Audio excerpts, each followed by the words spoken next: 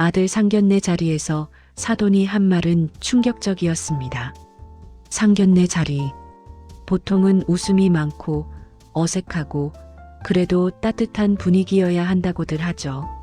하지만 그날 저는 자리에 앉자마자 공기가 묘하게 차갑다는 걸 느꼈습니다.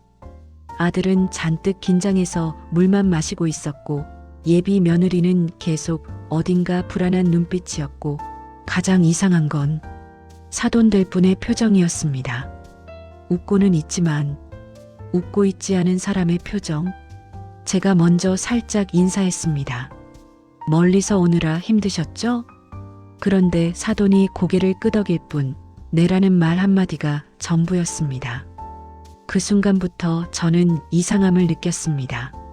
마치 저를 처음 보는 사람이 아니라 이미 저를 알고 있는 사람처럼 쳐다보고 있었습니다. 그러다 음식을 주문하려던 찰나 사돈이 갑자기 물었습니다. 혹시 김씨 맞으시죠? 저는 놀라서 젓가락을 떨어뜨릴 뻔했습니다. 제 이름을 그렇게 정확히 알고 있다는 건 아들의 여자친구에게만 들은 정도가 아니었습니다. 순간 뭔가 스쳐갔습니다. 이 사람이 대체 나를 어디서 본 걸까? 저를 아세요? 제가 조심스레 묻자 사돈의 입꼬리가 천천히 내려갔습니다. 그리고 단호하게 말했습니다. 예, 압니다. 아주 오래전부터요. 그 순간 제 등 뒤로 차가운 기운이 쓸고 지나갔습니다. 왜냐하면 저는 그 사람을 본 적이 없었으니까요. 이런 상황이 벌어진 데에는 정말 믿기 힘든 이유가 있었습니다. 잠시의 정적. 아들은 불안한 눈빛으로 저와 사돈을 번갈아 쳐다봤습니다.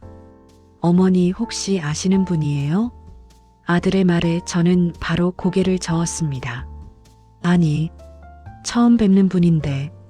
그러자 사돈이 제 말을 끊었습니다. 처음이 아닙니다. 저는 숨을 멈췄습니다. 20년 전에 한 번 뵌 적 있죠. 20년? 그 말에 머릿속이 하얘졌습니다.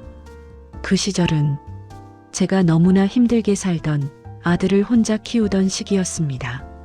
사돈은 물잔을 내려놓더니 아주 조용히 그러나 또렷하게 말했습니다. 당신 때문에 제 여동생 인생이 크게 흔들렸었습니다. 그 순간 심장이 철렁 내려앉았습니다. 제가요? 진짜 숨이 막혀서 제대로 말이 나오지 않았습니다. 사돈은 천천히 설명을 이어갔습니다. 제 여동생이 그때 당신이 다니던 식당에서 함께 일했었죠. 싱글맘이던 당신하고 친해서 그때 많이 도와줬다고 들었습니다. 그 말을 듣자 오래 잊고 있던 얼굴이 떠올랐습니다. 연희, 같이 설거지하며 서로 힘을 내자고 하던 착하고 순수한 동생 같았던 친구. 그런데 사돈의 목소리가 조금 떨렸습니다. 그 애가 갑자기 집을 나갔습니다. 당신에게 도움을 주다가 본인 삶이 흔들리기 시작했다면서 저는 충격에 눈을 크게 뜰 수밖에 없었습니다. 아니에요. 연희는 저 때문에 그런 게 아니라 그때 집안에. 그때 사돈이 단호히 묻습니다. 당신에게 묻고 싶었습니다. 그 아이가 떠난 이후에 정말 당신 책임은 없는지. 테이블 위 공기가 완전히 굳어버렸습니다. 예비 며느리도 울 것 같은 표정. 아들은 저를 보호하려는 눈빛으로 사돈을 바라봤습니다. 저는 손을 꽉 쥐고 말했습니다. 저 해명할 기회를 주시면 안 될까요? 사돈의 눈빛이 흔들렸습니다. 그리고 저는 20년 전의 진실을 처음으로 꺼내놓기 시작했습니다. 연희가 사라진 건 제 잘못이 아닙니다. 정확히 말하면 저와 무관합니다. 그 말에 사돈의 표정이 살짝 움직였습니다. 저는 숨을 고르고 조용히 말을 이었습니다. 연희는 그때 집안 폭력 때문에 힘들어하고 있었어요. 저에게도 몇 번 이야기했죠. 도망가고 싶다고. 사돈의 눈이 흔들렸습니다. 그리고 어느 날 연희가 더는 견딜 수 없다고 하면서 저에게 말했습니다. 언니, 나 이곳을 벗어나고 싶어. 제가 기억해낸 그대로 말하자 예비 며느리가 입을 가렸습니다. 저는 붙잡았습니다.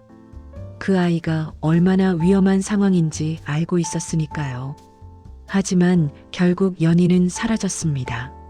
사돈이 한참 동안 아무 말도 하지 않다가 작게 중얼거렸습니다. 우리 집에서는 그런 이야기 없었습니다. 저는 고개를 저었습니다. 당연하죠. 그런 사실을 집에서 밝히기 쉽지 않습니다. 특히 피해자에게 책임을 돌리는 분위기라면. 그 말에 사돈의 표정이 굳었습니다. 제가 그 아이에게 받은 마지막 쪽지가 있습니다. 저는 핸드폰에 저장된 사진을 보여줬습니다. 오래전 종이를 찍어둔 사진. 언니, 난 언니를 망치러 가는 게 아니야. 내 삶을 찾으러 나가는 거야. 고마웠어. 사돈은 화면을 오래 바라보더니 고개를 천천히 들었습니다. 그럼 지금까지 내가 알고 있던 이야기가 거짓이었다는 건가요? 제가 조용히 말했습니다. 그 아이는 당신 집을 떠난 게 아니라 고통에서 도망친 겁니다. 상견례 자리엔 긴 침묵이 흘렀습니다. 하지만 그 침묵은 이야기가 거의 끝났다는 신호였습니다. 사돈은 두 손으로 얼굴을 감쌌습니다. 입술이 떨리고 있었고 아무 말도 나오지 않는 듯 했습니다. 예비 며느리가 조심스럽게 손을 얹었습니다. 아버지, 이제 이해하셨어요? 사돈은 크게 숨을 들이쉬고 드디어 제 눈을 마주봤습니다. 20년 동안 제가 그 아이를 오해했던 건가요? 저는 고개를 끄덕였습니다. 그 아이가 제게 말했어요. 나는 언니 같은 사람이 되고 싶다고, 누군가를 지키는 사람이 되고 싶다고. 사돈의 눈가가 젖기 시작했습니다. 연희는 가족에게 그런 말을 한 적이 없었습니다. 그럴 거예요. 가족이 상처의 원인이었으니까요. 사돈이 그 말에 숨을 멈춘 듯 했습니다. 예비 며느리가 떨리는 목소리로 말했죠. 아버지, 저희 결혼 반대하셨던 이유가 그거였어요? 엄마와 이모에 대한 오해 때문에? 사돈은 고개를 숙였습니다. 그래, 그랬다. 하지만 이제 내가 미안하다. 그 말이 떨어지는 순간 상견례 자리의 공기 전체가 풀렸습니다. 아들은 제 손을 꼭 잡았습니다. 어머니, 이제 괜찮아요. 저는 고개를 끄덕이며 눈물을 꾹 참았습니다. 그 순간 사돈이 제게 다가와 고개 숙여 말했습니다. 그동안 죄송했습니다. 제가 너무 큰 오해를 하고 살았습니다. 저는 그 사람의 손을 잡아 올렸습니다. 오해는 풀면 됩니다. 여기서부터가 시작이죠. 상견례는 예상치 못한 방향으로 흘렀지만 결국 모두 울음을 한 번씩 터뜨리고 나서야 진짜 식사가 시작됐습니다. 사돈은 한동안 조용히 있다가 저를 보며 말했습니다. 아이들 결혼, 제가 반대할 이유가 이제 없습니다. 오히려 축복하고 싶습니다. 예비 며느리는 그 말에 바로 울음을 터뜨렸고 아들은 얼굴이 붉어지도록 웃었습니다. 저는 조용히 물을 마시며 20년 전 그 아이 연희를 떠올렸습니다. 그 아이가 남긴 말, 고마웠어. 그 말이 오늘 이 자리까지 이끈 것 같았습니다. 식사를 마치고 나갈 때 사돈은 제게 조용히 말했습니다. 앞으로는 누나라고 불러도 되겠습니까? 저는 미소 지었습니다. 그럼요. 가족이 될 사람인데요. 햇빛 아래에서 새로운 가족의 그림자가 길게 드리워졌습니다. 과거의 오해가 풀리면 미래는 더 따뜻해진다는 걸 그날 알았습니다. 재미있게 보셨다면 좋아요, 구독은 큰 힘이 됩니다.